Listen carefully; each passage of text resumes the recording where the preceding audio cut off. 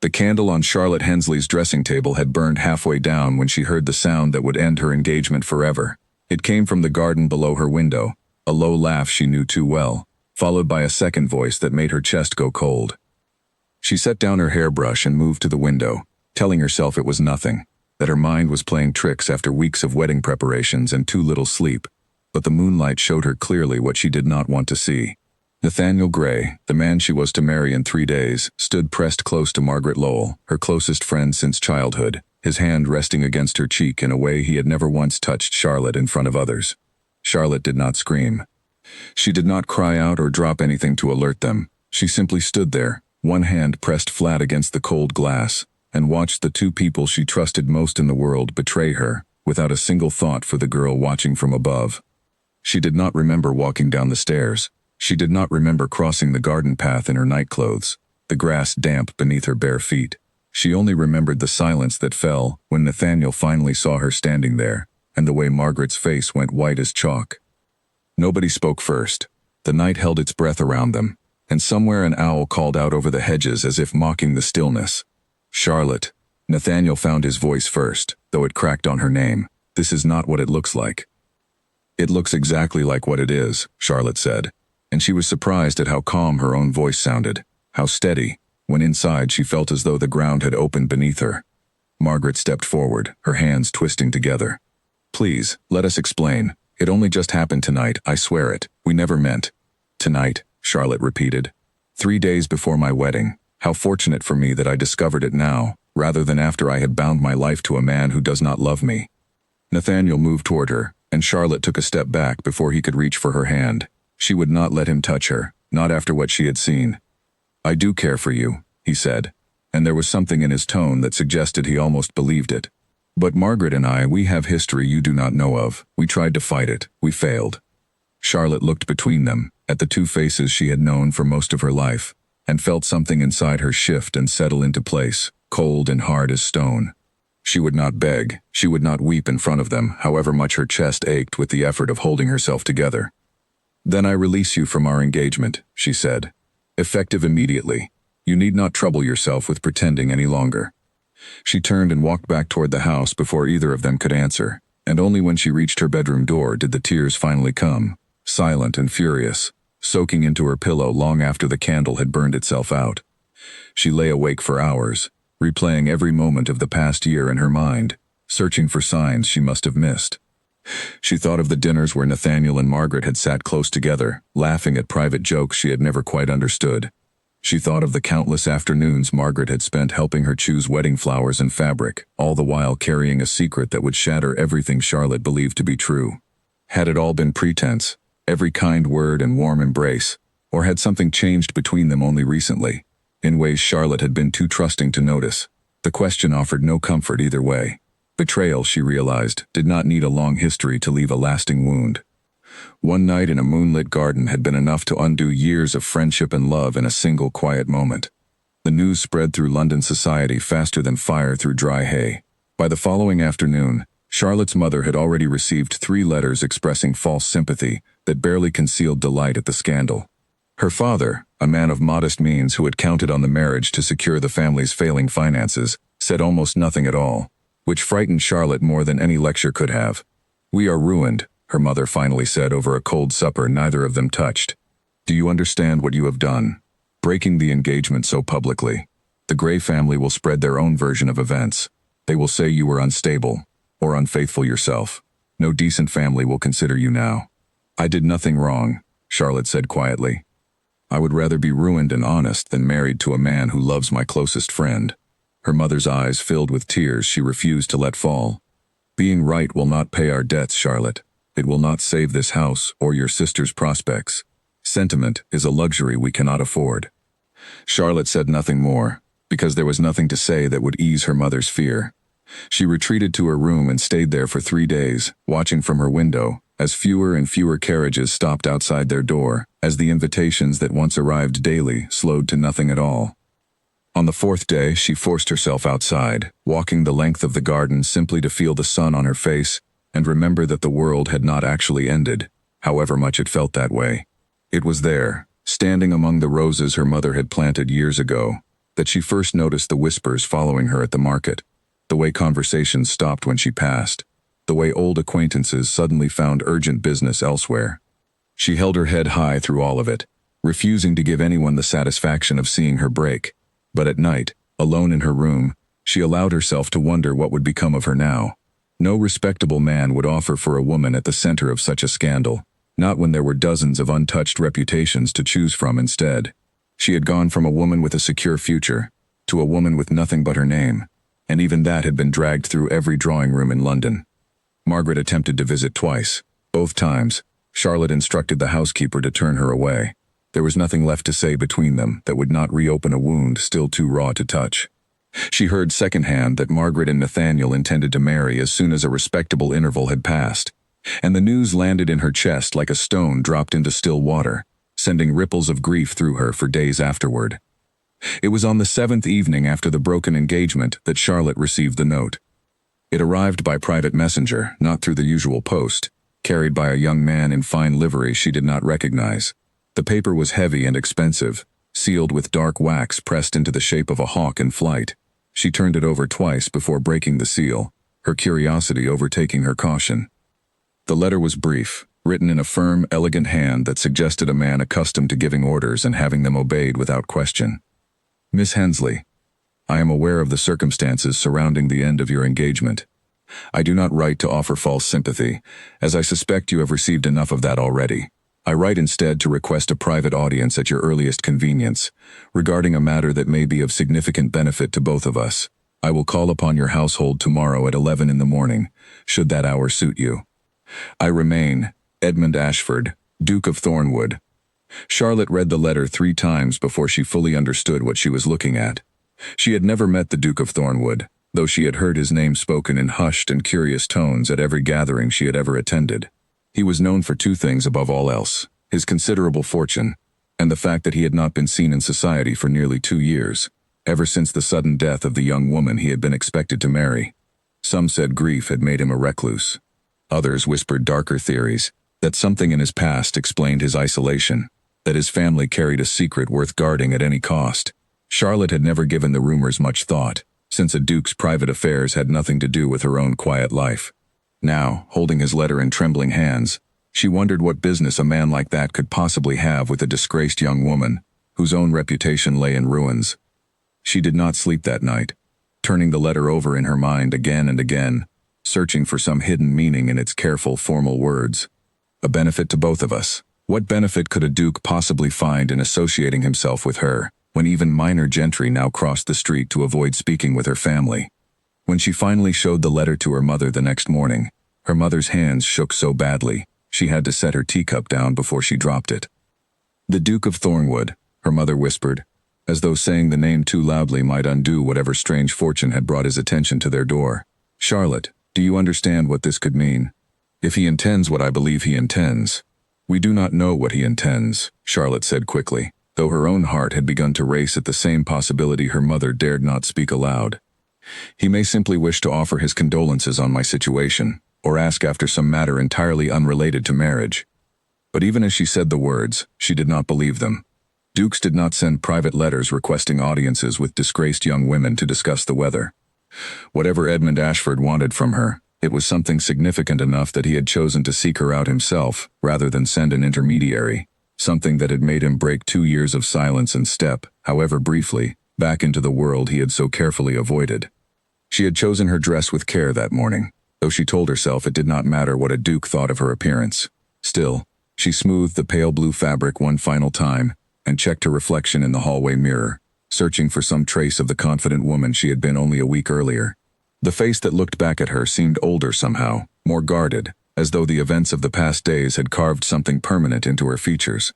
Her mother hovered nearby, adjusting cushions that did not need adjusting and rearranging the tea service twice in the span of a few minutes. Her father remained in his study, unwilling or unable to face whatever news the visit might bring. Charlotte understood his absence, even if it left her feeling more alone than she wished to admit. Whatever happened in the next hour, she would face it as she had faced everything since that night in the garden, with her chin raised and her fear carefully hidden away where no one else could see it. At precisely 11 o'clock the following morning, a carriage bearing an unfamiliar crest stopped outside the Hensley home, and Charlotte stood in the front parlor with her hands clasped tightly together, waiting to learn what a stranger's hand might hold for a woman with nothing left to lose. The Duke of Thornwood was not what Charlotte expected. She had imagined, based on the rumors that followed him through every ballroom he refused to attend, a man weighed down by grief, pale and withdrawn, perhaps even unkind in his isolation. Instead, when the housekeeper showed him into the parlor, Charlotte found herself facing a tall man with dark hair and sharp, watchful eyes, his expression composed but not cold, his bearing that of someone accustomed to being studied and finding the attention tiresome rather than flattering. He bowed with perfect correctness. "Miss Hensley, thank you for receiving me on such short notice." "Your Grace." Charlotte curtsied and gestured toward the chair across from her own. "I confess your letter left me curious rather than reassured." A faint smile touched his mouth, there and gone so quickly she might have imagined it. "I imagine it did. I am not in the habit of writing to young women I have never formally met, so I understand your caution." Her mother, seated nearby with a cup of tea she had not touched, made a small sound of encouragement that Charlotte chose to ignore. She kept her attention fixed on the Duke, waiting for him to explain himself. He did not waste time with pleasantries. "I will speak plainly, Miss Hensley, since I suspect plain speech will serve us both better than polite circling. I require a wife, and I require one quickly, for reasons I am not yet prepared to fully explain. I have observed your situation from a distance these past days, and it occurred to me that an arrangement between us might serve us both." Charlotte's breath caught, though she kept her face carefully still. "An arrangement, Your Grace?" "A marriage," he said, without hesitation.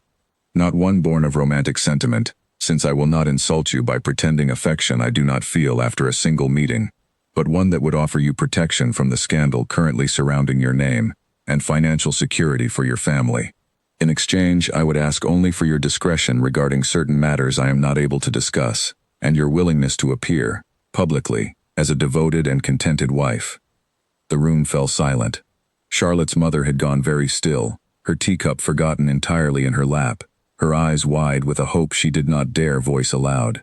Charlotte herself felt as though the floor had tilted beneath her chair, the offer so sudden and so strange that she struggled to find any solid ground to stand on. "You ask a great deal, Your Grace, while offering very little explanation," she finally said. "Forgive me, but I have already been deceived once this month, by someone I trusted completely. I am not eager to enter blindly into another arrangement built on secrets." Something flickered across his face, respect perhaps, or surprise that she had spoken so directly to a man of his rank. "That is a fair objection. I will tell you what I can. My family carries certain obligations tied to an old agreement, one that requires the current Duke of Thornwood to be married by a particular date, or risk losing control of lands and income that support not only myself, but every tenant and servant who depends upon this estate. The details of that agreement are not mine to share freely, even with a future wife, though I promise you will understand more in time, once trust has been established between us." "And the young woman you were once engaged to?" Charlotte asked, the question slipping out before she could stop herself. "Forgive my boldness, but I have heard the rumors, as I imagine most of London has." His jaw tightened, and for a moment Charlotte thought she had overstepped, that he would rise and end the conversation entirely. Instead, he simply said, "Her death was a private tragedy, and it is not a subject I discuss with anyone, regardless of how much curiosity it inspires in the drawing rooms of London. I would ask that you respect that boundary, should you agree to this arrangement, as I intend to respect whatever boundaries you set for yourself." Charlotte studied him carefully, searching his composed features for some sign of deception, some crack in the careful control he seemed to hold over every word and gesture. She found none, only a weariness in his eyes that suggested a man carrying a burden far heavier than he let on. "I will need time to consider," she said at last. "Of course." He rose from his chair, seeming to understand that pressing her further would gain him nothing. "I will not pretend this is an easy decision, nor will I pretend the arrangement is without risk to your own happiness. But I can offer you security, Miss Hensley, and the chance to build a life on your own terms, away from a society that has already decided your worth based on another man's poor character. I will call again in 3 days for your answer." After he left, Charlotte's mother finally found her voice, though it trembled with barely contained emotion. "Charlotte, do you understand what he is offering? A duke, willing to marry you despite the scandal, willing to save this family from ruin. You cannot possibly refuse." "I have not decided anything yet," Charlotte said, though her mind was already turning over every word he had spoken, searching for the shape of the man beneath the careful composure. That night, she barely slept, weighing the offer from every angle she could imagine. A marriage without love, to a man who kept his own secrets locked away behind guarded eyes, was not the future she had once dreamed of. But then, she reminded herself, the future she had once dreamed of had already been destroyed by a man who claimed to love her while reaching for someone else entirely. Perhaps honesty about the absence of love was, in its own strange way, more trustworthy than false promises wrapped in pretty words. She thought of her sisters, still young enough that the scandal had not yet touched their own prospects, though it would, given enough time. She thought of her father's silence, heavier and more frightening than any argument could have been, and the mounting debts he had confided to no one but her mother. She thought of the whispers that followed her now wherever she walked, the doors that had quietly closed against her family in the span of a single week. And she thought of the Duke himself, the guarded sorrow in his eyes when she had mentioned his lost fiancé, the way he had not tried to charm or flatter her, only offered honesty, however incomplete. There was something almost comforting in his bluntness, after weeks of false sweetness from people who had turned out to be liars. 2 days later, Margaret came to call again, and this time Charlotte did not turn her away. She met her former friend in the garden, the same garden where everything had fallen apart, standing at a careful distance that made clear the old closeness between them no longer existed. "I heard about the Duke's visit," Margaret said quietly. "All of London is speaking of nothing else. Charlotte, please. I never meant for any of this to happen. Nathaniel and I, we tried to fight what we felt. Truly we did." "You need not explain yourself to me any longer, Margaret," Charlotte said, and she was surprised to find she meant it, that the sharp edge of her anger had dulled into something closer to weary acceptance. "What is done is done. I wish you and Nathaniel whatever happiness you can find together. But do not expect me to pretend our friendship remains what it once was." Margaret's eyes filled with tears, and for a moment Charlotte almost softened, remembering years of shared secrets and laughter that could not simply be erased by one act of betrayal. But then she thought of the letter waiting in her room, the offer that might change the entire course of her life, and she found the strength to hold her ground. "I hope you find peace, Charlotte," Margaret finally said, and turned to leave, her shoulders bowed with a guilt that offered Charlotte little comfort in return. That evening, Charlotte sat with her father for the first time since the scandal had broken, finding him in his study surrounded by ledgers he had clearly been avoiding for days. He looked older than she remembered, the lines around his eyes deeper, his shoulders more stooped beneath the weight of debts he had never wanted his daughters to know about. "Father," she said gently, "I have decided to accept the Duke's proposal." He looked up at her, and for a long moment, neither of them spoke. Then he set down his pen and reached for her hand, holding it with a gentleness that reminded her of quieter years, before scandal and debt had settled over their household like a permanent shadow. "I will not pretend I understand his reasons, or that I am not relieved beyond measure by what this could mean for our family," he said. "But Charlotte, promise me you will not enter this marriage purely out of duty. Promise me you will look for some measure of happiness within it, whatever form that happiness might take." "I promise to try," Charlotte said, and found, to her own surprise, that she meant it. 3 days later, when the Duke's carriage returned exactly as promised, Charlotte met him in the same parlor, her decision already made, her heart steadier than she had expected it to be. "I accept your offer, Your Grace," she said, before he could even take his seat, "on one condition. I ask only for honesty between us, in whatever measure you are able to give it, even when the full truth cannot yet be shared." Something in his expression shifted, softened slightly at the edges, as though her words had touched some part of him he kept carefully guarded from the world. "That is a condition I can agree to, Miss Hensley. Honesty, as much as circumstance allows." They shook hands, an oddly formal gesture between two people about to be bound together for life, and Charlotte felt the weight of the decision settle over her, not with dread, but with a strange and unfamiliar sense of possibility, as though a door long closed had finally begun to open onto a future she could not yet fully see. The Duke stayed a while longer, discussing practical matters with a calm efficiency that Charlotte found reassuring rather than cold. The wedding, he explained, would need to take place within the fortnight, given the constraints of the family agreement he had mentioned before. He would send his own solicitor to speak with her father regarding the settlement, and he assured her that her family's debts would be addressed as part of the arrangement, quietly and without public scrutiny that might further damage their reputation. "I do not do this purely for your benefit," he admitted, when Charlotte thanked him for his generosity.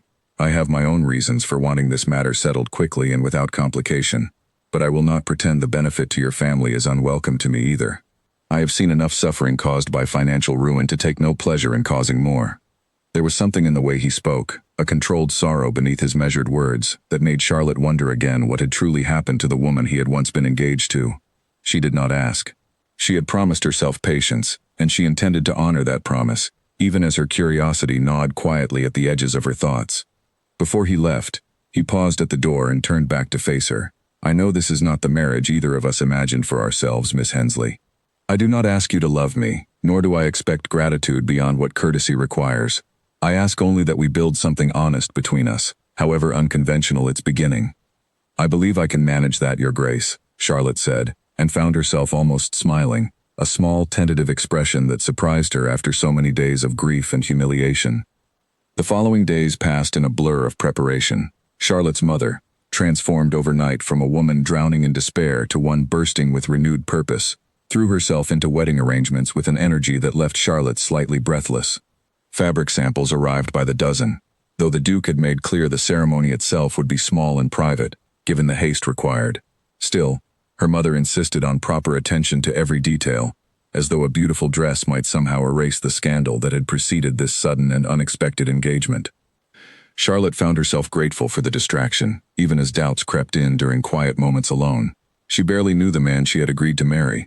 She did not know his favorite foods, his opinions on music or literature, the sound of his laughter, if he laughed at all.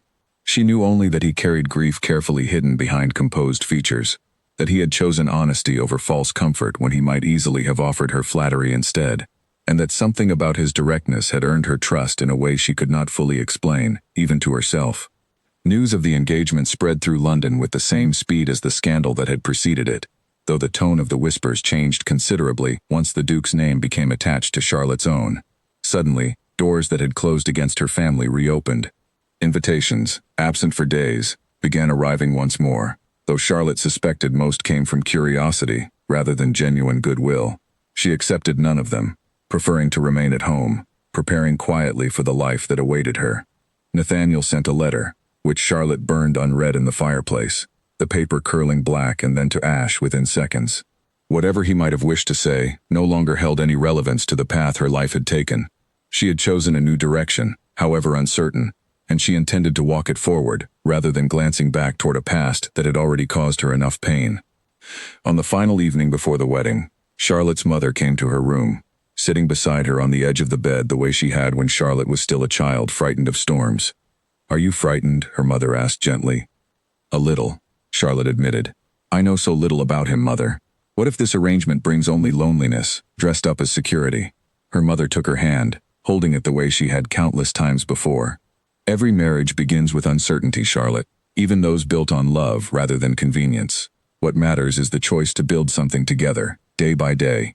You are stronger than you know, and wiser than most women your age. Trust yourself, even when the path ahead remains unclear." Charlotte held on to those words as she finally drifted to sleep, the last night she would spend beneath her family's roof as an unmarried woman, uncertain of what the morning and the marriage to come might truly hold. The wedding took place on a gray morning in a small chapel at the edge of Thornwood's estate, attended only by close family and the Duke's most trusted staff. Charlotte wore a simple dress of pale silver, her mother's choice rather than her own, and stood before a man she had known for barely 2 weeks, speaking vows that felt strange and heavy on her tongue. The Duke's voice, when he spoke his own vows, was steady and clear, betraying nothing of whatever emotion lay beneath the surface.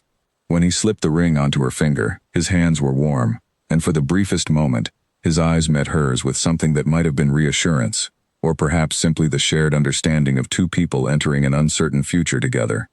There was no large celebration afterward. A quiet dinner at the estate, attended by her parents and a handful of the Duke's distant relations, marked the end of the day, and by evening, Charlotte found herself standing in an unfamiliar bedroom in an unfamiliar house, wondering how quickly her entire life had changed course. Thornwood Hall was larger than anything Charlotte had ever lived in, a sprawling estate of gray stone and tall windows, surrounded by gardens that had clearly once been magnificent but now showed signs of quiet neglect, as though no one had tended them with real care in some time. The staff treated her with polite formality, though Charlotte noticed the way conversations sometimes stopped when she entered a room, the way certain servants exchanged glances she could not quite interpret. Her first days at Thornwood passed in a strange rhythm of politeness and distance. The Duke was attentive but reserved, joining her for meals and inquiring after her comfort, yet retreating afterward to his study for hours at a time, leaving Charlotte to explore the vast house on her own. She found herself drawn to the west wing one afternoon, a section of the house that seemed quieter than the rest, the corridors dimmer, the air carrying a faint chill despite the warmth of the season outside. She tried the handle of one door and found it locked. Curious, she tried another, only to find it locked as well. A young housemaid, passing by with an armful of linens, saw her standing there and quickly looked away, hurrying her pace as though eager to avoid conversation. "Excuse me," Charlotte called gently. "What is kept in this wing?" The maid hesitated, glancing over her shoulder as though checking whether anyone else might overhear. "Old rooms, my lady, not used anymore. Best not to trouble yourself with them." Before Charlotte could ask further questions, the maid had already disappeared around the corner, leaving Charlotte alone in the dim corridor, her curiosity thoroughly unsatisfied. She thought of the Duke's request for patience, his promise of honesty in time, and forced herself to walk away from the locked doors, however much they tugged at her thoughts for the remainder of the day. That evening, over a dinner of roasted pheasant and buttered vegetables, Charlotte finally worked up the courage to mention what she had discovered. "I explored the West Wing today," she said carefully, watching his face for any reaction. "I found several locked rooms. The staff seemed reluctant to discuss them." The Duke's fork paused halfway to his mouth, and for a moment, his composed expression flickered, revealing something raw and guarded beneath the surface.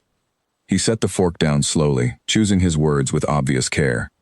"Those rooms belong to my sister," he said finally. "She passed some years ago, and I have not yet found the strength to have them cleared or repurposed. I would ask that you avoid that section of the house, not out of any wish to keep secrets from you, but because the memories contained there remain difficult for me to face." Charlotte felt a wave of sympathy replace her earlier curiosity. "I am sorry for your loss. I did not mean to intrude on something so personal." "You could not have known," he said, and something in his tone suggested gratitude for her understanding, rather than resentment at her questions. "I will tell you more, in time, when I am able. For now, I ask only for your patience, as I promised when we first spoke."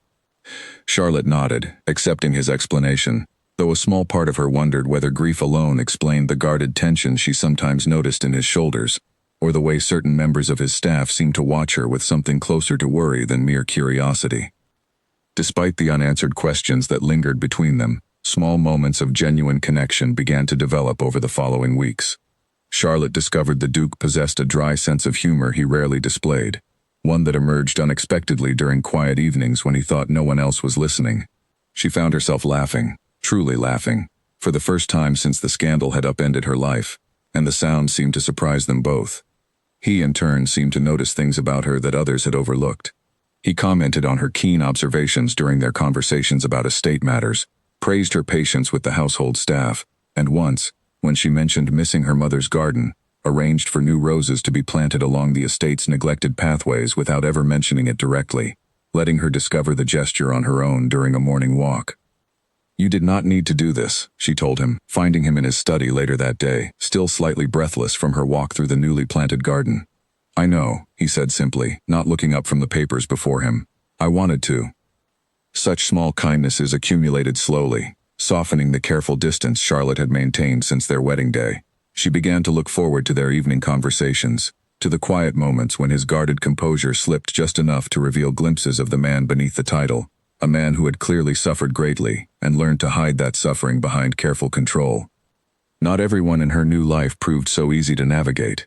Word of her marriage had reached Nathaniel and Margaret, now formally engaged themselves, and Charlotte received an unexpected invitation to a garden party hosted by mutual acquaintances, one that made clear both former friends would be in attendance. She debated declining, uncertain whether she was ready to face them again, but ultimately decided that avoiding them forever would only grant them power over her peace of mind that they no longer deserved to hold. The Duke, upon hearing of her hesitation, offered to accompany her, and Charlotte found herself grateful for his steady presence at her side as they arrived at the party together. Nathaniel's expression, when he spotted them, shifted rapidly between surprise and something that looked uncomfortably close to jealousy, as though he had not fully anticipated how quickly Charlotte's fortunes might change following their broken engagement. "Charlotte," he said, approaching with Margaret trailing slightly behind him, her expression carefully neutral. "You look well. Marriage clearly agrees with you." "It does," Charlotte replied simply, offering nothing further, no invitation for continued conversation. The Duke's hand found the small of her back, a light and steadying touch that spoke of quiet solidarity rather than possession. "Miss Lowell," he said, addressing Margaret with perfect courtesy that nonetheless carried a subtle edge. "I understand congratulations are in order for your own engagement." Margaret's cheeks colored slightly. "Yes, thank you, Your Grace." The conversation remained brief and painfully polite, both parties clearly eager to part ways as quickly as propriety allowed. As they walked away together afterward, Charlotte felt lighter than she had expected, as though facing them directly had finally released some of the lingering weight she had carried since that terrible night in her parents' garden. On the carriage ride home from the party, Charlotte found herself replaying the encounter with Nathaniel and Margaret, searching her own heart for lingering pain, and finding, to her quiet relief, far less than she had expected. The wound remained, faint and tender beneath the surface, but it no longer controlled her the way it once had. She glanced at the Duke beside her, his profile calm against the darkening evening sky outside the carriage window, and felt a small, unexpected warmth settle in her chest at the thought of returning home beside him rather than facing the world alone. "Thank you for coming with me," she told the Duke later that evening, as they sat together in the drawing room, a fire crackling softly in the hearth. "You did not need my protection," he said. "You handled them both with considerable grace." "Perhaps," Charlotte admitted, "but it helped, knowing you stood beside me." He looked at her then, something warm and unguarded passing briefly across his features before the familiar composure returned. "I find myself glad to stand beside you, Charlotte. More glad than I expected to feel, given how this arrangement began." It was the first time he had used her given name rather than the formal address he had maintained since their wedding, and something in the simple intimacy of the word made Charlotte's chest tighten with an emotion she was not yet ready to name. She said nothing in response, only offered a small smile, and turned her attention back toward the fire, aware that whatever this marriage had begun as, it was slowly becoming something else entirely, something neither of them had planned for, but neither seemed inclined to resist. Later that night, unable to sleep, Charlotte wandered the quiet halls of Thornwood, drawn once again toward the locked doors of the West Wing. She paused outside the largest of the locked rooms, resting her palm against the cool wood, wondering what secrets lay hidden inside, what truths the Duke still kept carefully guarded behind careful words and gentle deflection. As she stood there, she heard footsteps approaching and turned to find the Duke himself, dressed in his nightclothes, an unreadable expression on his face as he found her standing outside his sister's old chambers once more. "I could not sleep," Charlotte said quickly, feeling as though she had been caught doing something forbidden. "I did not mean to disturb anything." He studied her for a long moment, and something in his expression softened, as though he were weighing a decision he had avoided making for a long while. "Perhaps," he said finally, "it is time I told you more than I have. Not everything, not yet, but enough that you understand this house, and the man you have married, a little better than you do now." Charlotte's heart quickened with a mixture of anticipation and apprehension as he gestured for her to follow him into the small sitting room nearby, the fire long since gone cold, the moonlight through the tall windows the only light between them as he finally began to speak. "My sister's name was Isabel," he began, his voice low, as though the words themselves were fragile things he feared might shatter if spoken too loudly. "She was younger than me by 6 years, and after our parents died, I raised her as best I could, though I was barely more than a young man myself at the time. She was clever, and kind, and far too trusting of people who did not deserve her trust." Charlotte remained silent, sensing that any interruption might close the door he had only just begun to open. "She fell in love with a man our family considered unsuitable," he continued. "I forbade the match, believing I was protecting her from a fortune hunter who cared nothing for her happiness. She defied me anyway, and when I discovered the depth of her feelings, I threatened to cut off her allowance entirely, rather than see her ruin herself on a man I did not trust. We argued bitterly, the worst quarrel of our lives together, and she left this house in anger, declaring she would rather starve than live under my control any longer." His hands tightened where they rested on his knees, the moonlight catching the tension in his knuckles. "I intended to apologize within the week, to find some compromise that might ease her anger without abandoning my judgment entirely. But before I could, word reached me that she had fallen ill while staying with distant relations, a fever that spread quickly and left the physicians helpless to stop it. By the time I arrived, she was already beyond saving. She died believing I valued my own pride more than her happiness, and I have never been able to forgive myself for the words I spoke to her in anger, words that were the last she ever heard from me." Charlotte's chest ached with the weight of his confession. That was not your fault, Edmund. You could not have known what would happen. It was the first time she had used his given name as well, and something in the simple act seemed to loosen something in his chest, a tightness he had carried for longer than she could imagine. Perhaps not, he said quietly. But knowledge and guilt do not always follow the same rules. I have kept her rooms locked because I cannot bring myself to remove the last traces of her presence from this house, and because facing them directly reminds me too clearly of everything I failed to say before it was too late. Is that the reason behind the family agreement you mentioned? Charlotte asked gently. The one requiring your marriage? He hesitated, and Charlotte sensed she had touched upon something even more complicated than his sister's death, some further layer of obligation he was not yet ready to fully reveal. In part, he admitted, there is more to that arrangement than I have told you, tied to promises my father made long before his own death, promises that involve people beyond this household. I will explain when I am able. Charlotte, I promise you that. But some matters remain dangerous to discuss carelessly, even within these walls.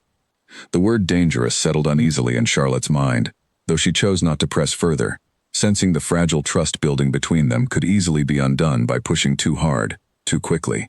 Instead, she reached across the small distance separating them and rested her hand gently over his, an act of comfort rather than demand. Thank you for telling me what you could, she said softly. I understand there is more, and I will wait for it, whenever you are ready to share it. He looked down at her hand covering his own, and for a long moment, neither of them moved, the quiet intimacy of the gesture speaking more clearly than words could have managed. When he finally looked up, meeting her eyes in the dim moonlight, something had shifted between them, some barrier lowered, however slightly, allowing a warmth to pass between them that had not existed before that night. I did not expect this, he admitted quietly. When I proposed this arrangement, I expected a practical partnership, nothing more. I did not anticipate finding comfort in your presence, Charlotte, or looking forward to the sound of your voice at the end of each day. Nor did I, Charlotte admitted, her own voice barely above a whisper. But I find I am glad of it, whatever complications may lie ahead. They sat together for a long while after that, speaking of smaller things, his childhood memories of Isabel before the sorrow had settled over their relationship, Charlotte's own memories of her sisters and the simple pleasures of a childhood spent in a smaller, warmer household than the grand halls of Thornwood. When Charlotte finally returned to her own chambers that night, she carried with her a new understanding of the man she had married, and a growing certainty that whatever secrets still remained hidden within Thornwood's walls, she wanted to face them beside him, rather than remain a stranger to his sorrows. The following weeks brought a gentler rhythm to their marriage. The Duke began joining her for morning walks through the garden, pointing out flowers Isabel had once favored, sharing small memories that painted a fuller picture of the sister he had lost. Charlotte, in turn, found herself sharing more of her own history, the disappointments and small joys of a life spent watching her family's fortunes slowly decline, the friendship with Margaret that had once meant everything to her before it had been so thoroughly broken. Yet even as their bond deepened, Charlotte noticed small signs that troubled her, moments when the Duke received letters that darkened his mood for the remainder of the day, hushed conversations with his estate manager that ended abruptly whenever she entered the room, an increased number of guards stationed discreetly around the estate's perimeter that had not been there when she first arrived. Whatever danger he had hinted at during their conversation in the moonlit sitting room, it had not yet passed, and Charlotte found herself watching the horizon with a growing unease she could not quite name, sensing that whatever storm was gathering beyond Thornwood's walls, it would eventually find its way to their door regardless of how carefully he tried to shield her from it. The letter arrived on a rainy Tuesday morning, delivered not by the usual post but by a rider who left before anyone could question him, his horse already disappearing down the long drive by the time a footman brought the sealed envelope to the Duke's study. Charlotte, passing the open doorway with a basket of fresh linens, saw her husband's face change the moment he broke the seal, the color draining from his features as his eyes moved rapidly across the page. "Edmund?" She stepped inside, setting the basket aside without thinking. "What is it?" He did not answer immediately, refolding the letter with hands that were not quite steady before locking it away in his desk drawer. "Nothing that needed concern you," he said, though his voice carried none of its usual calm assurance. "You promised me honesty," Charlotte reminded him gently, moving closer, "even when the truth is difficult." He looked up at her, and for a long moment, something like a battle played out across his features, caution warring against the trust that had slowly grown between them over the past weeks. Finally he sighed and gestured for her to sit. "Do you remember I mentioned an old family agreement, tied to promises my father made?" he asked. When Charlotte nodded, he continued, choosing his words carefully. "My father, before his death, entered into a business arrangement with a man named Silas Grant, an investor who provided significant funds to save this estate during a difficult period. In exchange, my father promised him a share of Thornwood's income, an arrangement meant to end once the debt was repaid. It was repaid, years ago, in full." "Then what is the trouble?" Charlotte asked. "Grant claims otherwise," the Duke said grimly. "He claims the original agreement entitles him to a permanent share of this estate's income, not simply repayment of the initial debt, and he has produced documents, likely forged, suggesting exactly that. If a court were to side with him, or if I cannot prove otherwise before a certain date, he stands to claim a considerable portion of everything my family has built, including control over decisions regarding this house and its tenants." "And the marriage requirement," Charlotte said slowly, understanding beginning to dawn. "That was tied to this dispute somehow?" The Duke nodded. "The original agreement, the true one, specified that Thornwood's protections would only remain fully secured if the current Duke married before a certain date, a clause my father included to ensure the estate would not fall into uncertain hands should something happen to me unexpectedly. Grant has been searching for any excuse to challenge that protection, and an unmarried Duke, especially one without an heir, offered him exactly the vulnerability he needed to press his false claims through the courts." Charlotte absorbed this information slowly, pieces of the past weeks finally settling into a clearer picture. "This is why you needed to marry so quickly. Not simply personal preference, but a legal necessity to protect the estate from this man's claims." "Yes," the Duke admitted. "I should have told you sooner. I did not wish to burden you with such matters before you had even settled into this life, and I confess I hoped the dispute might resolve itself quietly before it ever became relevant to you. I was wrong to keep it from you this long." "What does the letter say?" Charlotte asked, nodding toward the locked drawer. His expression darkened further. "Grant has grown impatient. He suggests that unless I agree to a substantial settlement in his favor, he will pursue more aggressive means of pressing his claim, including spreading rumors that our marriage itself was arranged fraudulently, purely to circumvent the original agreement's protections. Such rumors, even if untrue, could damage both our reputations and complicate any legal defense I might otherwise mount." Charlotte felt a chill settle over her despite the warmth of the room. Can he truly cause that much damage with mere rumors? "In matters of law, perception often matters as much as truth," the Duke said grimly. "If enough doubt is cast upon the legitimacy of our marriage, it could weaken my position considerably, regardless of how baseless his claims actually are." They spent the remainder of that day in the study together, the Duke finally sharing documents and correspondence he had kept carefully hidden since before their wedding, walking Charlotte through the full complexity of the dispute with Silas Grant. She found herself surprised by how naturally she absorbed the details, offering observations about inconsistencies in Grant's claims that even the Duke's solicitor had apparently overlooked. "You have a sharp mind for this sort of thing," the Duke observed, genuine admiration coloring his voice as she pointed toward a discrepancy in the dates listed on two of Grant's supposed documents. "I spent years helping my father manage our own family's finances, once his health began declining," Charlotte explained. "There is little glamour in balancing ledgers and negotiating with creditors, but it teaches a person to notice when numbers do not align as they should." Working together on the matter brought them closer in ways their earlier conversations had not fully achieved. Charlotte found herself invited into meetings with the Duke's solicitor, her observations taken seriously rather than dismissed as the idle curiosity of a wife with no real understanding of such matters.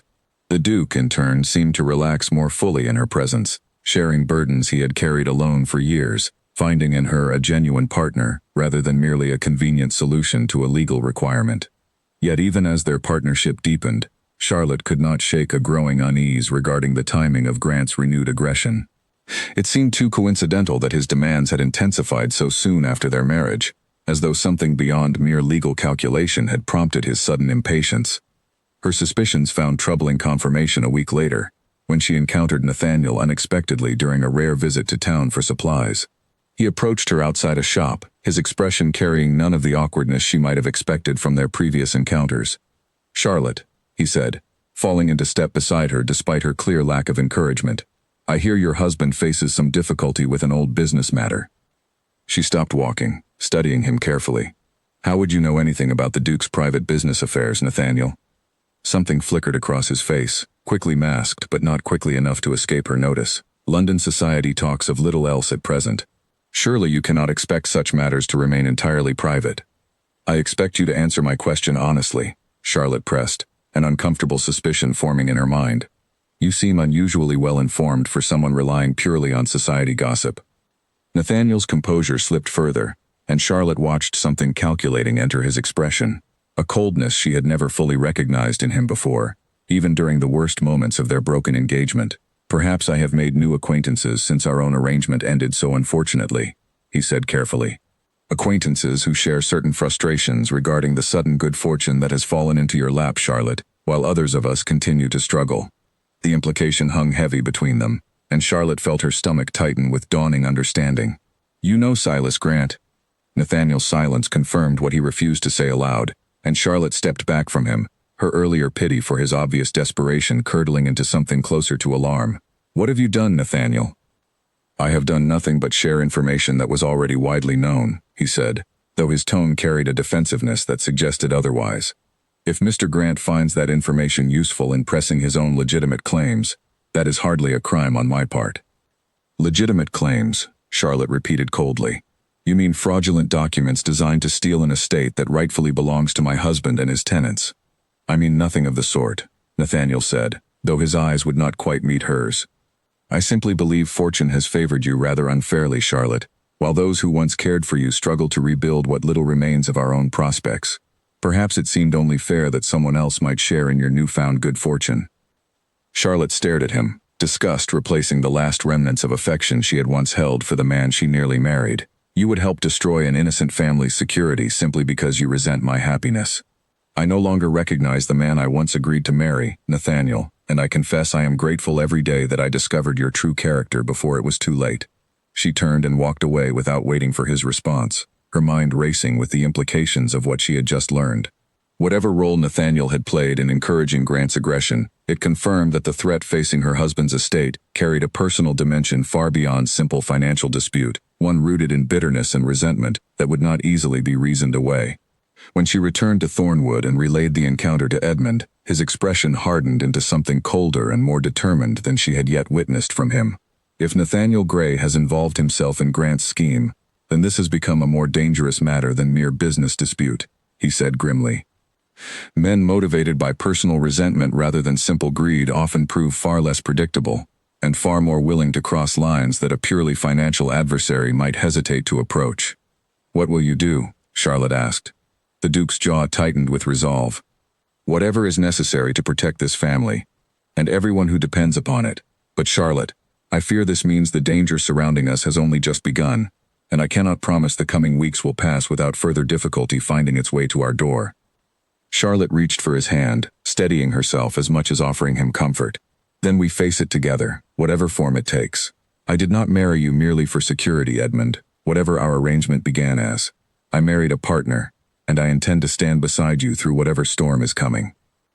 His fingers tightened around hers, gratitude, and something warmer passing across his features in the lamplight.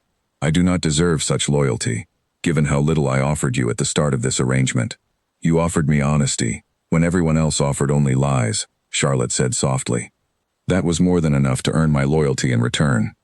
The following morning, the Duke called an early meeting with his solicitor, a careful man named Frederick Aldridge who had served the family for over a decade and knew the estate's affairs better than almost anyone besides Edmund himself. Charlotte insisted on attending, and though Aldridge raised an eyebrow at her presence, the Duke made clear without hesitation that his wife's judgment was to be respected in all matters concerning the estate's defense. If Grant has enlisted help from someone with a personal grudge against the Duchess, then his motivations extend beyond simple profit, Aldridge said, spreading documents across the study table. That may work in our favor, in truth. A man driven by resentment often grows careless, eager to see results quickly rather than proceeding with the patience a purely financial scheme would require. Careless in what way? Charlotte asked. Rushed forgeries are easier to expose than carefully constructed ones, Aldridge explained. If Grant has grown impatient enough to accelerate his plans, he may have taken shortcuts in preparing his supposed evidence, shortcuts that a careful examination could reveal. The three of them spent the following hours poring over every document Grant had submitted in support of his claim, comparing signatures, examining the quality and age of the paper, checking dates against the Duke's own careful records of the original debt's repayment. Charlotte's sharp eye caught a detail the others had initially overlooked, a signature on one supposed contract that did not quite match the elder Duke's handwriting found in other verified correspondence from the same period. The letters slightly too rounded, the pressure of the pen slightly too uniform, as though traced rather than written naturally. This could be significant, Aldridge said, examining the discrepancy with growing excitement. If we can secure an expert opinion confirming this signature was forged, it would undermine the credibility of Grant's entire claim. How quickly could such an opinion be obtained? The Duke asked.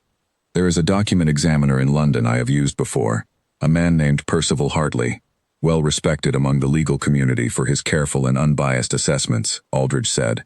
I could arrange a meeting within the week, though I would advise discretion. If Grant learns we are pursuing this line of investigation, he may attempt to withdraw the fraudulent document before it can be properly examined, replacing it with something more carefully constructed. The Duke nodded grimly. Arrange the meeting quietly, then. The fewer people aware of our efforts, the better our chances of catching him unprepared. As Aldridge gathered his papers to leave, Charlotte found herself studying her husband's face, noting the exhaustion beneath his composed exterior, the weight of responsibility he had clearly carried alone for far longer than he should have. When the solicitor finally departed, she moved to stand beside him at the window, watching the rain streak down the glass in long silver lines. You do not have to carry this burden entirely alone any longer, she said quietly. Whatever comes next, we will face it as partners, exactly as we discussed. He turned to look at her, and something in his expression softened, the careful control he maintained around most people slipping just enough to reveal genuine warmth beneath. I find myself grateful, more than I expected to be, that fate brought us together in such an unconventional manner. Whatever difficulties lie ahead, I believe I face them with far greater strength knowing you stand beside me. Charlotte reached up and brushed a strand of hair from his forehead, a small, tender gesture that surprised them both with its easy intimacy. Then let us face Silas Grant, and whatever schemes he and Nathaniel have concocted together, and remind them both that Thornwood does not fall so easily as they might hope. Outside, the rain continued its steady fall against the windows of Thornwood Hall, and somewhere beyond its walls, forces neither of them fully understood, continued gathering against the fragile peace they had only just begun to build together. The document examiner arrived at Thornwood under cover of a supposed social visit, introduced to the household staff simply as a distant acquaintance of Mr. Aldridge come to discuss unrelated legal matters. Percival Hartley proved to be a small, precise man with sharp eyes that missed nothing, and he spent nearly 2 hours examining the disputed contract under strong lamplight, comparing it against samples of the elder Duke's verified handwriting, with the meticulous care of a man who understood exactly how much rested on his findings. The signature is forged, he finally announced, setting down his magnifying glass. Skillfully done, I will admit, likely by someone with genuine talent for the craft, but forged nonetheless. Note the consistency of pressure throughout each letter, unusual for natural handwriting, which typically shows subtle variation based on the writer's fatigue, mood, and the speed at which they write.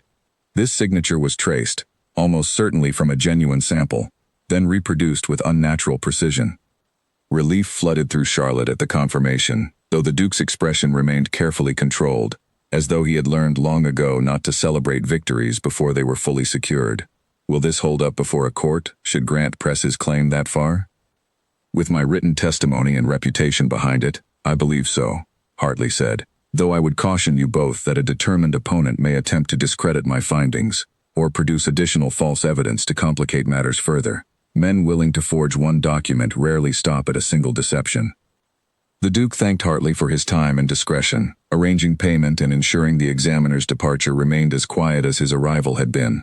Once he and Charlotte were alone again in the study, the tension that had gripped the household for days finally seemed to ease, if only slightly. This is significant progress, the Duke said, though caution still colored his voice. But Grant will not simply abandon his scheme upon learning of this setback. Men like him rarely accept defeat gracefully, particularly when substantial money remains at stake. His words proved prophetic sooner than either of them expected. 2 days later, a letter arrived, not addressed to the Duke this time, but to Charlotte herself, delivered by an unfamiliar messenger who departed before any questions could be asked.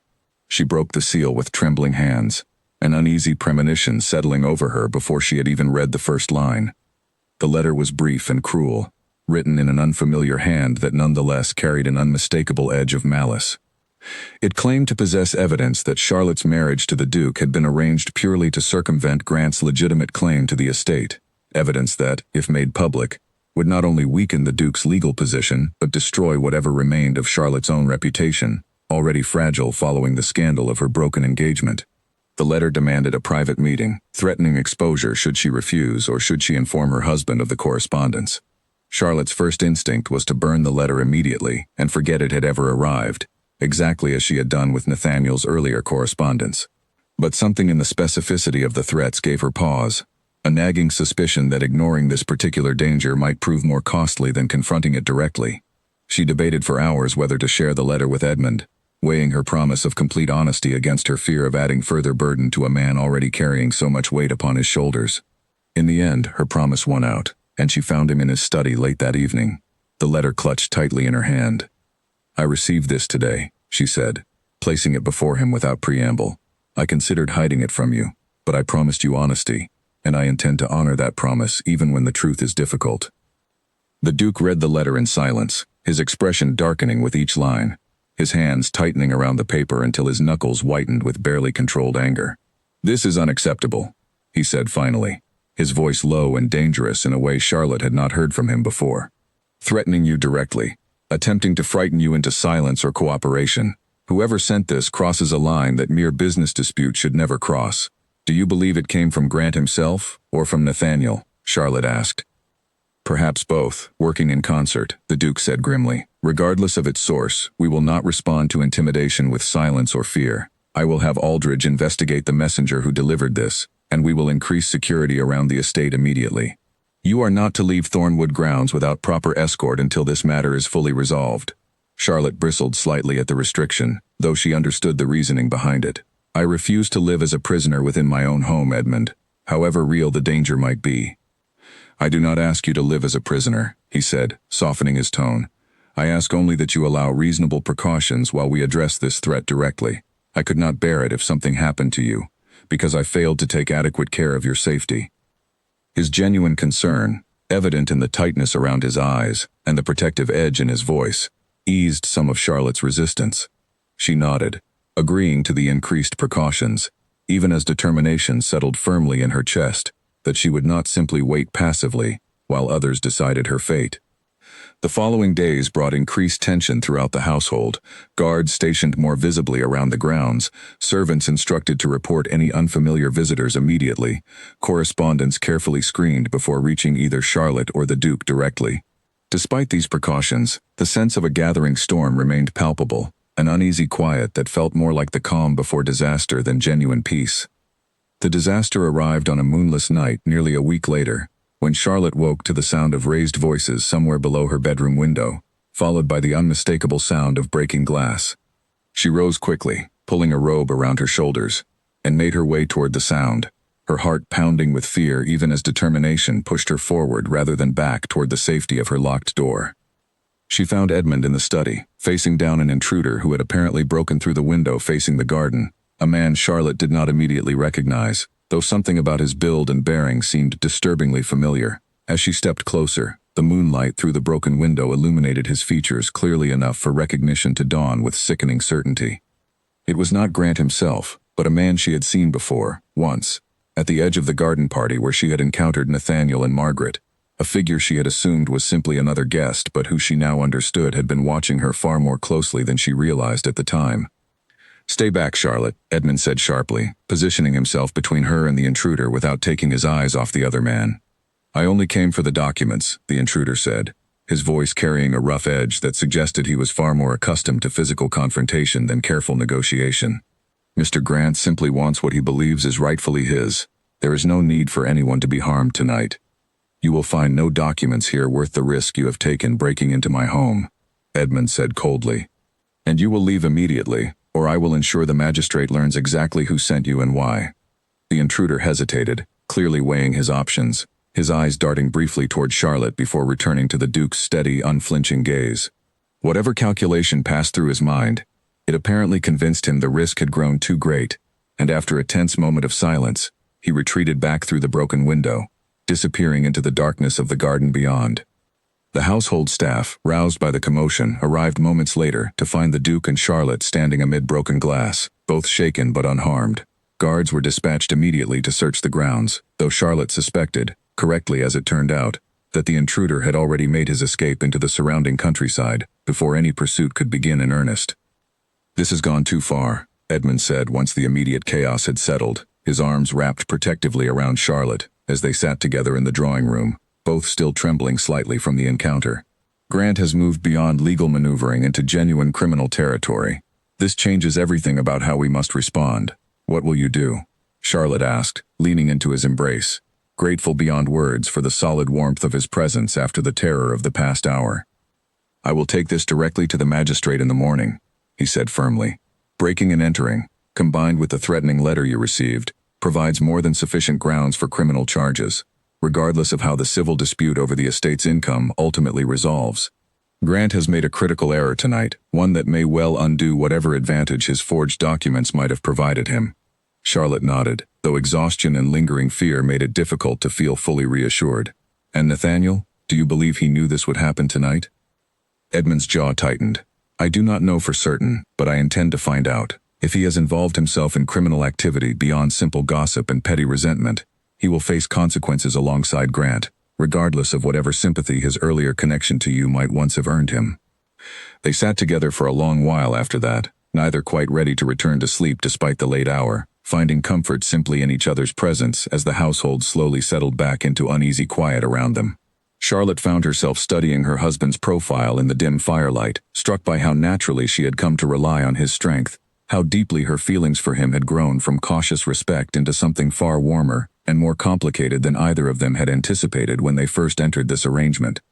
"Edmund," she said softly, breaking the comfortable silence between them, "whatever happens with Grant and Nathaniel, I want you to know that I do not regret accepting your proposal, not for a single moment, despite everything that has followed." He turned to look at her, something vulnerable and hopeful passing across his features in the firelight. "Nor do I regret asking," he said quietly. "I came to you seeking a practical solution to a legal problem, Charlotte. I did not expect to find someone who would come to matter to me as deeply as you have. Whatever happens in the coming days, I find myself more grateful for your presence in my life than I know how to properly express." Charlotte reached up and touched his cheek gently, the gesture carrying a tenderness that had grown naturally between them over the past weeks, born not of obligation but of genuine and deepening affection. "Then let us face tomorrow together, exactly as we have faced everything since that first letter arrived at my parents' door." Morning arrived gray and heavy with mist, though neither Charlotte nor Edmund had managed more than a few hours of restless sleep before rising to face the day ahead. The Duke departed for the magistrate's office shortly after breakfast, accompanied by Aldridge and carrying with him both Hartley's written testimony regarding the forged signature and a detailed account of the previous night's break-in. Charlotte remained at Thornwood, restless and anxious despite the increased guard presence around the estate, unable to settle into any task long enough to distract herself from worry over how the day's proceedings might unfold. She occupied herself instead with a task she had been putting off since her arrival at Thornwood, finally requesting the keys to the West Wing from the housekeeper, a stern but not unkind woman named Mrs. Pierce, who had served the family for over 20 years. Mrs. Pierce hesitated at the request, glancing toward the study as though seeking permission that was not present to give. "His Grace has spoken to me about Isabel," Charlotte said gently. "I do not wish to intrude upon his grief, only to understand a little more of the sister he lost, if you would be willing to share what you remember of her." Something in Charlotte's sincerity seemed to ease Mrs. Pierce's hesitation, and she retrieved the key from a chain at her waist, leading Charlotte personally toward the locked chambers, rather than simply handing over access and departing. The room, when they finally entered, held the particular stillness of a space frozen in time, dust sheets covering most of the furniture, though a writing desk near the window remained uncovered, as though someone visited occasionally to sit and remember. "She used to sit right there," Mrs. Pierce said softly, gesturing toward the desk, writing letters to friends, or simply staring out at the garden for hours at a time. She had a restless spirit, that one, always dreaming of larger things than this house could offer her, though she loved her brother fiercely despite their disagreements. Charlotte moved carefully through the room, taking in small details that painted a fuller picture of the young woman who had once lived here. Books left on shelves, a faded ribbon tied around a bundle of letters that Charlotte did not touch, respecting whatever private correspondence remained within. She understood now, more fully than before, why Edmund had kept this space untouched for so long, why the weight of his sister's memory pressed so heavily upon him even years after her passing. "He blames himself," Charlotte said quietly, more to herself than to Mrs. Pierce. He does, the housekeeper agreed. Though anyone who knew Isabel would tell you she made her own choices and that Fever cared nothing for family quarrels or forgiveness that came too late.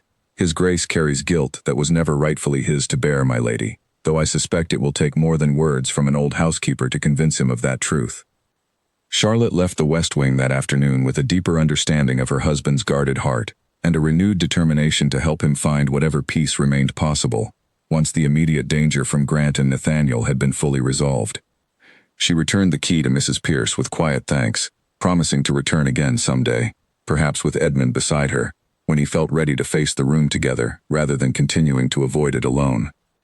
Edmund returned from the magistrate's office late that afternoon, his expression carrying a complicated mixture of relief and continued tension that Charlotte recognized immediately as he entered the drawing room where she had been anxiously awaiting news.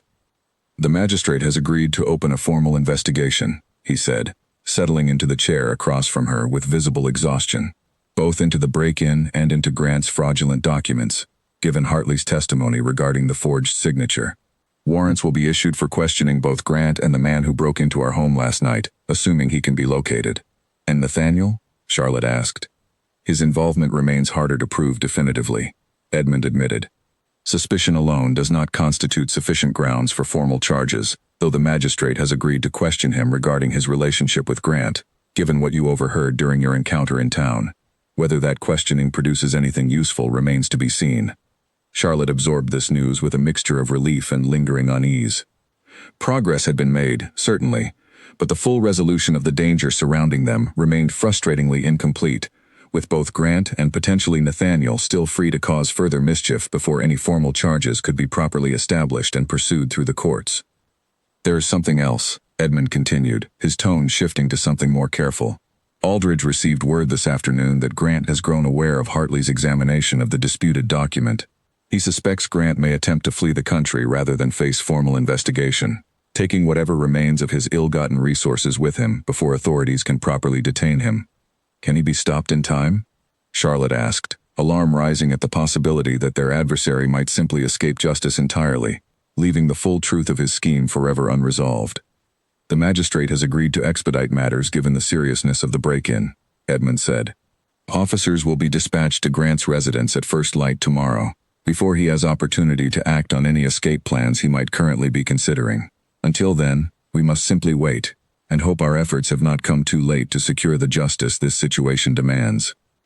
The evening passed slowly, tension threading through every quiet moment, as both Charlotte and Edmund attempted to distract themselves with routine tasks that felt hollow given the uncertainty hanging over the following morning. They ate a quiet dinner together, spoke little, each lost in private worry about what the coming hours might bring. When they finally retired for the night, neither expected genuine rest, though exhaustion eventually pulled them both into fitful sleep despite their shared anxiety. Charlotte woke before dawn to the sound of a carriage approaching the estate at considerable speed, her heart immediately racing with fear that the danger they had hoped contained had instead found new means of reaching them under cover of darkness. She rose quickly, finding Edmund already awake and moving toward the window, his expression tense as he watched the carriage draw closer through the pale light of early morning. "It bears the magistrate's own crest," he said, relief evident in his voice as recognition dawned. "This may be news of Grant's arrest, arriving sooner than we anticipated." They dressed quickly and made their way downstairs together, arriving in the entrance hall just as a weary-looking officer was shown inside by the household staff. The man carried himself with the particular exhaustion of someone who had traveled through the night, though his expression suggested he brought news worth the difficult journey. "Your Grace," the officer said, offering a respectful bow toward Edmund before turning his attention briefly to Charlotte as well. "I bring word from the magistrate. Silas Grant was apprehended attempting to board a ship bound for the continent shortly after midnight, along with documents confirming his scheme to defraud your estate through forged contracts. He has confessed to the forgery under questioning, hoping for leniency, and has named Nathaniel Gray as a willing accomplice who provided information regarding your household's private affairs in exchange for promised compensation once Grant's claim succeeded." Charlotte felt a complicated wave of emotions wash over her at the confirmation of Nathaniel's full involvement.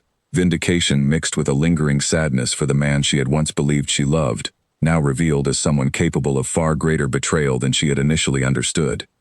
Beside her, Edmund's shoulders relaxed slightly. For the first time in days, the immediate danger finally truly beginning to recede.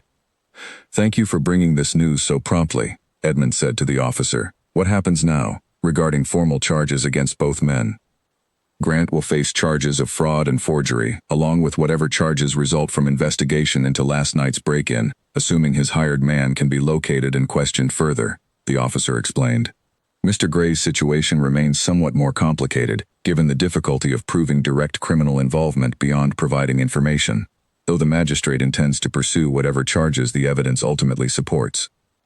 Once the officer departed, promising further updates as the investigation progressed, Charlotte and Edmund stood together in the quiet entrance hall, the weight of the past weeks finally beginning to lift from their shoulders.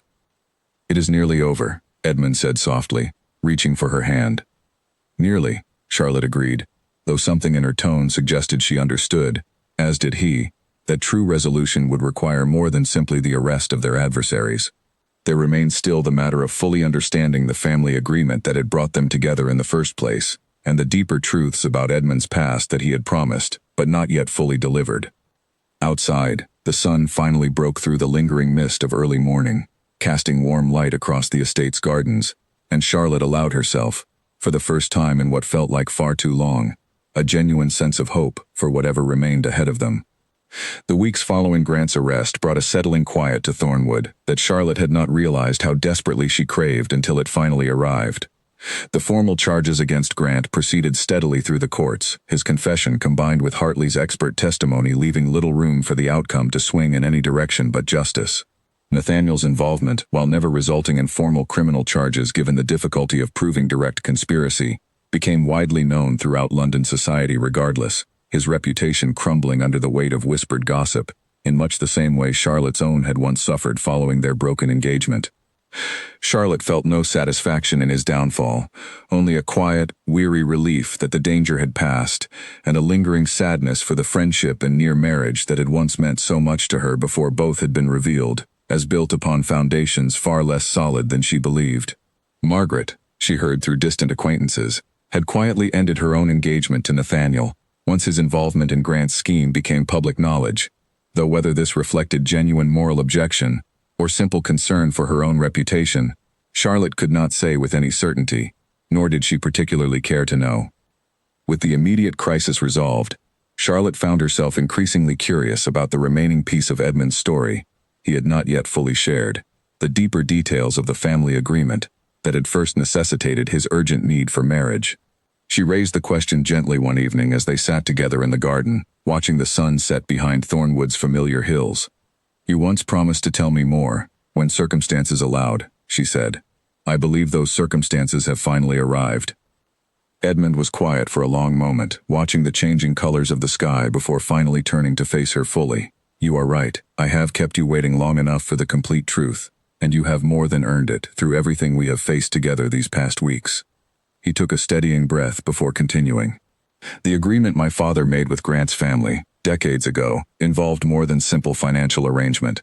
My father had grown close to Grant's own father during difficult years for both families, and in gratitude for the loan that saved Thornwood from ruin, he promised something beyond mere repayment. He promised that should either family ever face similar crisis in the future, the other would offer whatever assistance lay within their power. A bond of loyalty meant to extend beyond simple business into something resembling extended family obligation. And Grant twisted that bond into something else entirely," Charlotte said, beginning to understand the fuller picture. "Precisely," Edmund confirmed.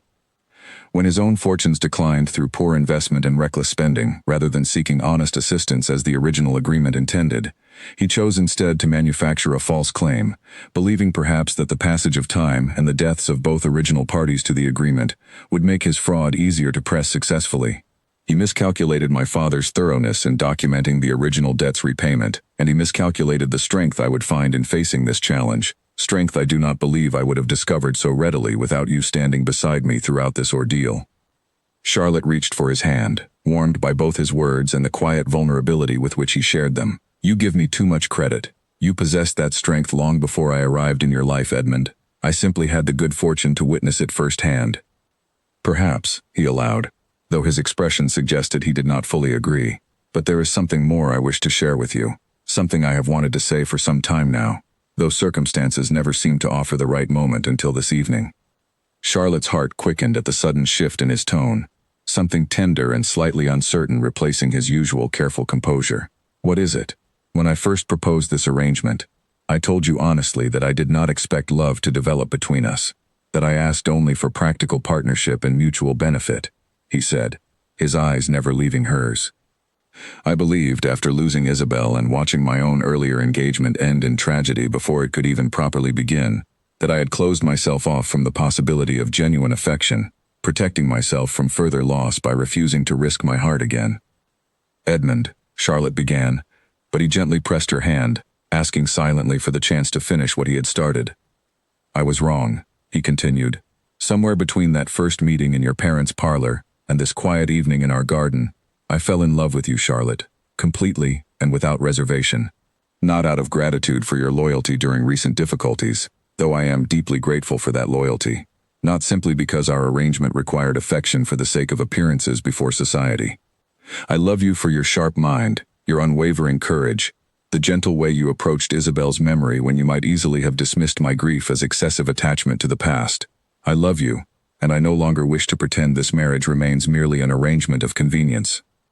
Tears filled Charlotte's eyes as she absorbed his words, emotions she had been carefully guarding finally rising to the surface without restraint. "I love you too, Edmund," she said softly. "I did not expect to, given how this marriage began, but somewhere along the way, my feelings grew into something far deeper than simple gratitude or respect. You showed me honesty when everyone else offered only comfortable lies, and that honesty became the foundation for something I never expected to find again after Nathaniel's betrayal." He reached up and gently wiped away a tear that had escaped down her cheek, his touch tender in a way that spoke volumes beyond the words they had just exchanged. "Then let us begin again, properly this time," he said. "Not as two people bound together by legal necessity and family obligation, but as two people who have chosen each other freely, out of genuine love rather than convenient circumstance." "I would like that very much," Charlotte said, leaning into his embrace as the last colors of sunset faded into the gentle darkness of evening around them. In the weeks that followed, their marriage transformed visibly into something warmer and more genuine than the careful arrangement it had begun as. The household staff noticed the change immediately. The easy laughter that now filled rooms once heavy with careful formality, the way the Duke and Duchess sought out each other's company, rather than retreating into separate obligations throughout the day. Even Mrs. Pierce commented quietly to another servant that Thornwood Hall had not felt so alive with genuine warmth since long before Isabel's passing had cast its long shadow over the household. Charlotte finally accompanied Edmund into the West Wing together, the two of them opening Isabel's rooms not with sorrow alone, but with a gentler acceptance that allowed genuine memory to coexist alongside healing. They sorted through her belongings together, Edmund sharing stories prompted by each discovered item, a favorite book, a half-finished embroidery project, letters from friends whose names meant nothing to Charlotte but clearly carried deep significance for her husband. Slowly, over several visits, the rooms transformed from a shrine to frozen grief into a space that honored Isabel's memory, while no longer trapping her brother within the weight of unresolved guilt. "She would have liked you," Edmund said one afternoon, as they sat together amid Isabel's old belongings, sunlight streaming through windows that had been opened for the first time in years. "She valued honesty and courage above almost anything else, and you possess both qualities in abundance." "I wish I could have known her," Charlotte said softly. "Though perhaps, in some small way, I have come to know her through you, through the stories you share, and the love you clearly still carry for her, even now." Their growing happiness did not go unnoticed by London society, where whispers of scandal had gradually transformed into admiration for what many now recognized as a genuine love match, unusual enough in circles where marriages of convenience remained far more common than affection freely chosen. Invitations arrived regularly now, though Charlotte and Edmund accepted only those that genuinely interested them, preferring quiet evenings together at Thornwood over the constant social obligations that had once defined so much of aristocratic life. Several months after Grant's trial concluded, resulting in a lengthy sentence that satisfied even Charlotte's initial desire for justice, Edmund surprised her with an invitation to walk with him through the newly restored gardens, the roses he had planted months earlier now blooming in full, vibrant color across pathways that had once shown only neglect. "I have something for you," he said, producing a small box from his coat pocket as they paused beside a particularly striking cluster of deep red roses. Inside, Charlotte found a delicate ring, far simpler than the elaborate jewelry that typically marked aristocratic engagements, but clearly chosen with careful thought and genuine sentiment. This was my mother's, Edmund explained. I intended to save it for a wife I loved genuinely, rather than simply presenting it as part of our original arrangement. I find myself finally ready to offer it now, as a symbol of the marriage we have built together, one founded on love rather than mere necessity. Charlotte accepted the ring with trembling hands, moved beyond words by the gesture and everything it represented about how far they had traveled together since that first formal letter had arrived at her parents' door months earlier. It is beautiful, Edmund. Thank you for trusting me with something so precious to you. You are precious to me, he said simply, drawing her close as the afternoon sun cast warm light across the garden around them. More precious than I ever expected to find again after losing so much. I am grateful every single day for the circumstances, however difficult, that ultimately brought us together. As they stood together among the roses, Charlotte reflected on the long journey that had brought her to this moment, from the devastating betrayal that had once seemed like the end of everything she valued, through the uncertain beginning of a marriage built purely on practical necessity, to this genuine, deeply felt love that now defined her life at Thornwood. The scandal that had once threatened to destroy her future had instead led her toward something far richer and more meaningful than the safe, predictable life she had originally planned with Nathaniel. Society, ever quick to judge and equally quick to forget, had long since moved on to fresher scandals, leaving Charlotte and Edmund free to build their life together, without the weight of constant scrutiny that had once followed her every step. Her family's finances, secured through the marriage settlement and further strengthened by Grant's eventual conviction and the return of misappropriated funds, no longer cast the same shadow of worry that had once dominated every family gathering. That evening, as they sat together in the drawing room where so much of their early trust had first been carefully built, Charlotte found herself thinking of the frightened, heartbroken young woman who had once stood in a moonlit garden, watching her entire future collapse in a single devastating moment. That woman could never have imagined the path that lay ahead of her, the unexpected love that would grow from an arrangement born purely of desperate necessity, the strength she would discover within herself when tested by danger and betrayal alike. "What are you thinking?" Edmund asked, noticing her thoughtful expression as they sat together beside the fire. "I am thinking that sometimes the worst moments of our lives lead us toward the best ones, though we cannot see that truth clearly until we have already traveled the difficult path between them," Charlotte said softly. "I would never have found you, Edmund, without first losing everything I believed I wanted with Nathaniel. I am grateful, strange as it sounds, for every painful step that ultimately led me here, to this life, and to you." He pulled her closer, pressing a gentle kiss to her forehead as the fire crackled softly beside them. "Then let us be grateful together, for whatever unexpected path brought us to this moment, and let us build a future together, worthy of everything we have both overcome to find it."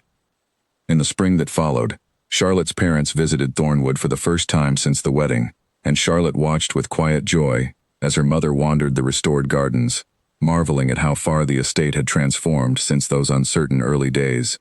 Her father, walking more steadily now that the weight of debt no longer pressed upon him, spent long hours in conversation with Edmund about estate management, the two men developing a genuine mutual respect that Charlotte had not anticipated but welcomed warmly.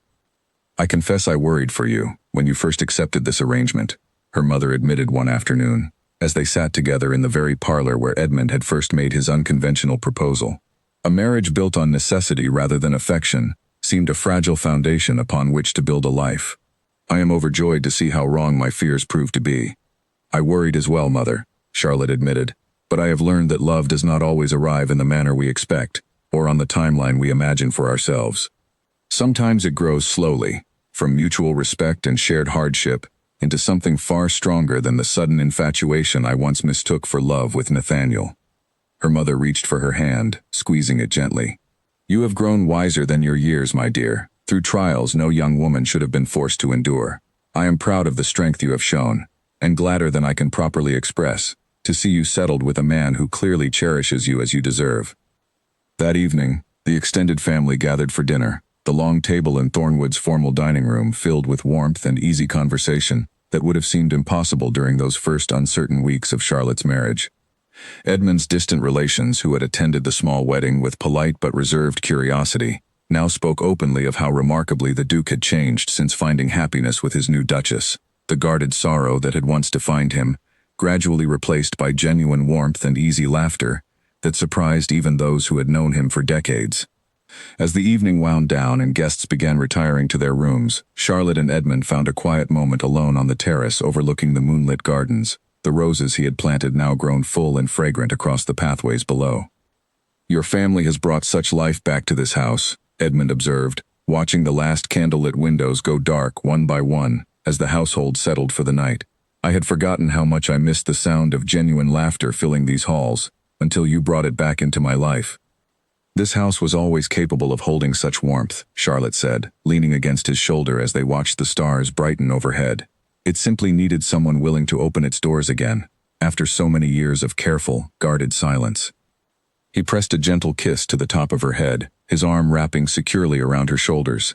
"I am grateful every day that you were the one to open those doors, Charlotte. Whatever difficult path brought us together, I would not trade a single moment of it, knowing it led ultimately to this life we have built together." They stood together in comfortable silence for a long while, watching the moon climb higher above Thornwood's familiar hills, both aware that whatever challenges the future might still hold, they would face them now as true partners, bound by genuine love rather than mere circumstance. The scandal that had once threatened to define Charlotte's entire future had instead become merely the difficult opening chapter of a much longer, richer story, one built not on the foundation of betrayal and heartbreak that had first set it in motion, but on the patient, honest love that had grown steadily between two people, willing to trust each other, despite every reason the world had given them to remain guarded and afraid. As they finally turned to retire for the evening, Edmund paused at the terrace doors, looking back once more at the gardens bathed in silver moonlight. "Whatever comes next, Charlotte, I face it gladly, knowing you stand beside me." "As do I," she replied softly, taking his offered hand. "Always, Edmund, always." Outside, the stars emerged slowly across the darkening sky above Thornwood Hall, and within its walls, a marriage that had begun as a practical arrangement between two wounded strangers had transformed, through patience, honesty, and genuine courage, into a partnership built on real and lasting love, strong enough to weather whatever future challenges life might still bring their way. Nearly a year after the trial that finally closed the chapter on Silas Grant's fraudulent claims, Thornwood Hall welcomed its first grand gathering since long before Isabel's passing, a celebration marking both the estate's full recovery and the announcement of news Charlotte had been carrying quietly for several weeks, before finally sharing it with her husband one quiet morning over breakfast. "I am expecting a child," she had told him, watching nervous joy spread across his features as the words settled between them. He had risen immediately from his chair, crossing to her side and kneeling beside her with a tenderness that still, even after months of marriage, occasionally caught her by surprise. "A child," he repeated, as though testing the word for the first time, his hand resting gently against her still flat stomach. "Charlotte, this is the finest news I could have imagined receiving." Word spread quickly through the household, and soon after through the wider circle of family and friends who had watched their unconventional marriage transform so remarkably over the past year. Charlotte's mother wept with joy upon hearing the news, already planning visits and offering advice Charlotte had not yet thought to ask for, while her father simply embraced her with a quiet pride that spoke louder than any words could have managed. The pregnancy brought its own quiet challenges, months of careful rest that occasionally frustrated Charlotte's naturally active spirit, though Edmund's attentive care throughout eased whatever restlessness she felt. He read to her in the evenings when fatigue made her own reading difficult, arranged for the finest physicians to attend her regular examinations, and gradually transformed one of the estate's sunniest rooms into a nursery, consulting Charlotte on every detail, rather than simply deciding matters on his own as many husbands of his rank might have done without a second thought. "You do not need to consult me on every small decision," Charlotte told him one afternoon, amused by his careful attention to the exact shade of yellow paint for the nursery walls. "I want to," he said simply. "This child belongs to both of us equally, and I intend for every decision surrounding their arrival to reflect that partnership, exactly as our marriage itself has come to reflect it." As Charlotte's condition progressed, she found herself spending more time in the gardens, watching the seasons shift from summer's full bloom toward autumn's gentler colors, finding peace in the quiet rhythm of a life that had grown so far beyond the desperate arrangement that had first brought her to Thornwood. She often thought of the frightened young woman who had once stood in her parents' garden, watching betrayal unfold before her eyes, and marveled at how completely her life had transformed since that devastating night. "Nathaniel," She had heard through occasional gossip that still reached even her quiet corner of the countryside, had left London entirely following the scandal of his involvement with Grant, retreating to distant relations in the north where his damaged reputation might eventually fade from memory among those who did not know his history. Charlotte felt no particular satisfaction in his downfall, only a distant, faded sadness for the friendship they had once shared before ambition and resentment had corrupted whatever genuine affection might once have existed between them. Margaret, she learned separately, had eventually married a quiet country gentleman of modest means, a match considerably less glamorous than the life she might have built with Nathaniel had their engagement survived the scandal, but one that friends who still corresponded with Charlotte described as genuinely content. Charlotte found herself hoping sincerely that Margaret had found real happiness in her simpler life, whatever pain remained between them regarding the betrayal that had first driven them apart.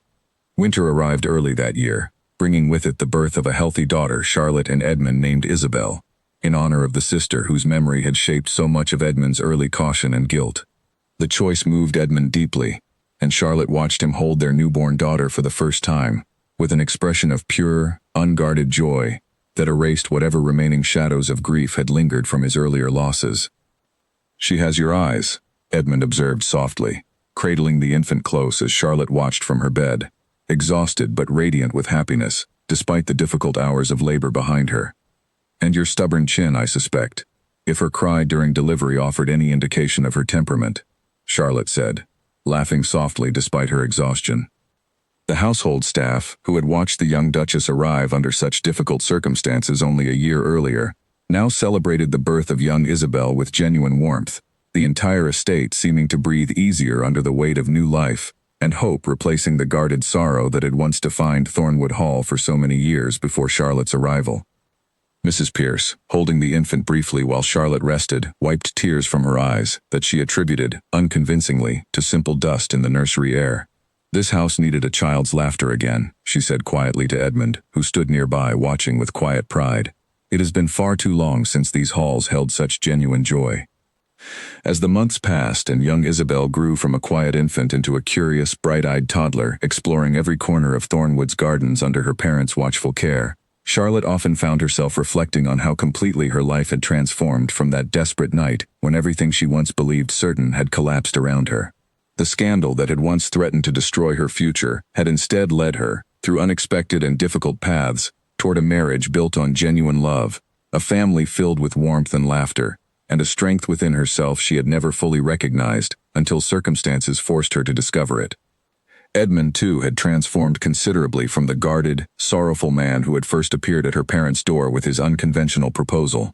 The careful composure that had once defined every interaction had gradually softened into genuine ease, his laughter now a common sound throughout Thornwood's halls, his relationship with his tenants and staff warmer and more personally engaged than it had been during the isolated years following Isabel's death.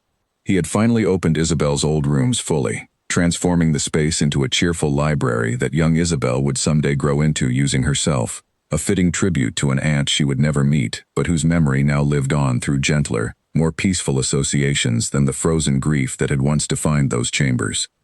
On a warm afternoon nearly 2 years after their unconventional marriage first began, Charlotte and Edmund sat together in the garden, watching young Isabel chase butterflies among the roses that had bloomed so beautifully since Edmund first planted them, as a quiet gesture of care during their earliest days together. Charlotte rested her head against her husband's shoulder, feeling a deep and settled contentment that she had once believed impossible, following Nathaniel's betrayal. "Do you ever think of how different our lives might have turned out?" she asked idly. "Had that first letter never arrived at my parents' door?" Edmund considered the question seriously, watching their daughter's delighted laughter as she chased a particularly elusive butterfly across the garden path. "I think I would still be alone in this house, carrying grief I had convinced myself I deserved to carry indefinitely, never imagining that happiness remained possible for a man who had lost so much."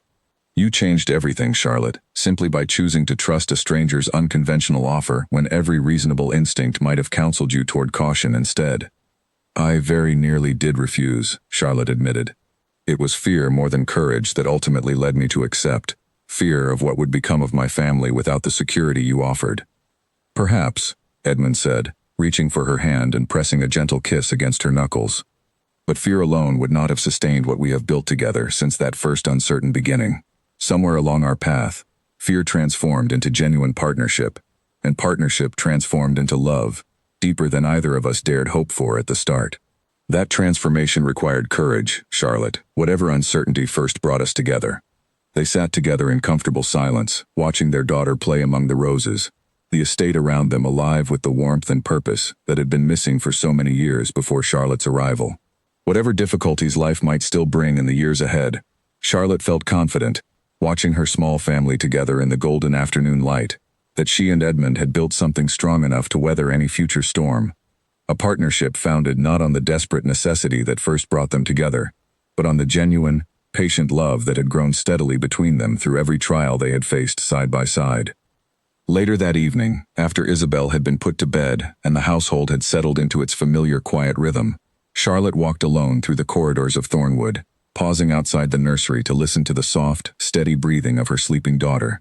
She thought of all the women who might have faced her original circumstances differently, who might have allowed Nathaniel's betrayal to convince them that trust itself was too dangerous a thing to offer again. She was grateful, standing there in the quiet hallway, that she had chosen instead to risk trusting a stranger's unconventional offer, even amid her fear and uncertainty. She found Edmund in his study, reviewing correspondence from tenants requesting assistance with repairs before the coming winter, a task he now approached with the same careful attention he gave every aspect of the estate's welfare. He looked up as she entered, setting aside his papers with the easy warmth that had become so natural between them. "I was just thinking of writing to your parents," he said, "inviting them to spend the winter holiday with us here at Thornwood. I know how much Isabel enjoys her grandmother's visits, and I confess I have grown fond of your father's company these past months as well." "They would love that," Charlotte said, settling into the chair across from his desk, the same chair where she had once sat nervously awaiting his unconventional proposal. "Though I suspect my mother will spend most of the visit reminding everyone how she always believed our marriage would flourish, conveniently forgetting how frightened she truly was when your letter first arrived." Edmund laughed, a warm, easy sound that filled the study with genuine affection. Let her have her victory. She was right in the end, whatever fears she carried at the start. Charlotte rose and crossed to his side, resting her hand gently against his shoulder, as she looked out the window toward the moonlit gardens beyond. "I find myself grateful for so much, Edmund, when I consider how differently our lives might have unfolded. Grateful for Isabel, for this home, for the family we have built here together, and most of all, grateful for you, and for the courage you showed in reaching out to a stranger when you might easily have chosen a safer, more conventional path toward securing your estate." He rose and wrapped his arms around her, pulling her close as they stood together looking out at the peaceful grounds below. "And I am grateful every single day that you chose to answer that letter with courage rather than fear, Charlotte. Whatever the future holds for our family, I know we will face it together, exactly as we have faced everything since that uncertain beginning." The scandal that had once threatened to define her entire future had instead become merely the opening chapter of a far richer story than she could ever have imagined for herself during that devastating night in her parents' garden. A story that continued now, day by day, in the quiet, contented happiness of a life she had built with a man who had shown her, above all else, that honesty and genuine partnership could grow into something far more valuable than the comfortable illusions she had once mistaken for love.